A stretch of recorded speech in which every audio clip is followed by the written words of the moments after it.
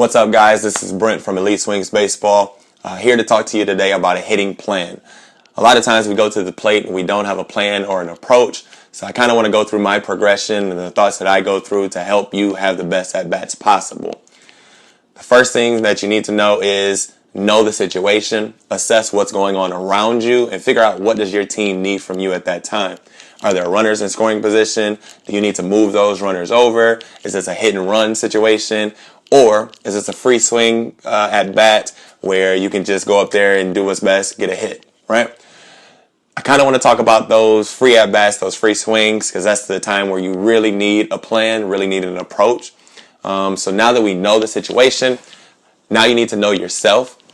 Know what pitch that you can hit out of the park. Know your pitch. Roger Hornsby said the single most important thing for a hitter was to get a good ball to hit. That means to be picky and pick a pitch that you know that you can hit hard and you can hit far. For me, that pitch was fastball on the outside of the plate where I can extend my arms, really get into the ball and hit it to the opposite field. I know that I can consistently hit this ball hard because it's the one that I've consistently worked on in practice.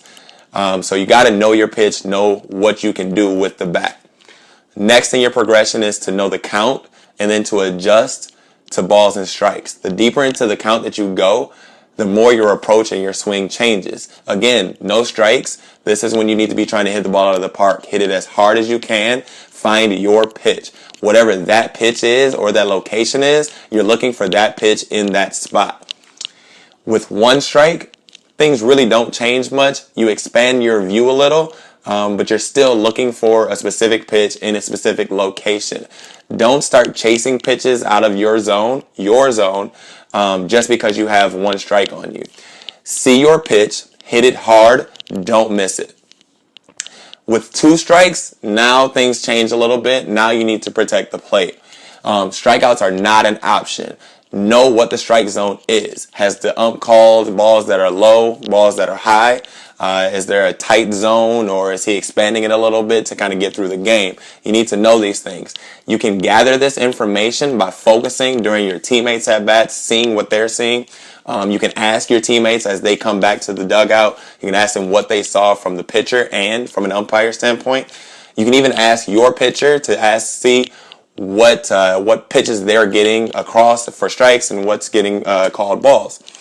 Now that you have that information, use it. Use it to your advantage. You know if you need to swing at pitches that are low, swing at pitches that are high. You know if you need to expand your strike zone by swinging at pitches on the outside or whatever it may be. The best thing that you can do, though, is to protect the plate. No strikeouts. Strikeouts are not an option. The best thing with two strikes is just to make contact.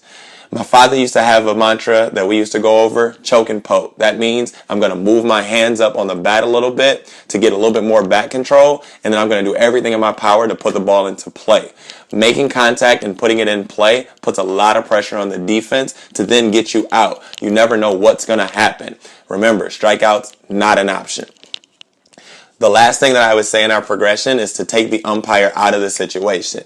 Yes, they're there to call balls and strikes, but sometimes they make mistakes. Unless it's strike three, arguing only makes things worse. By arguing in the middle of an at-bat, you upset an umpire that doesn't want to be shown up.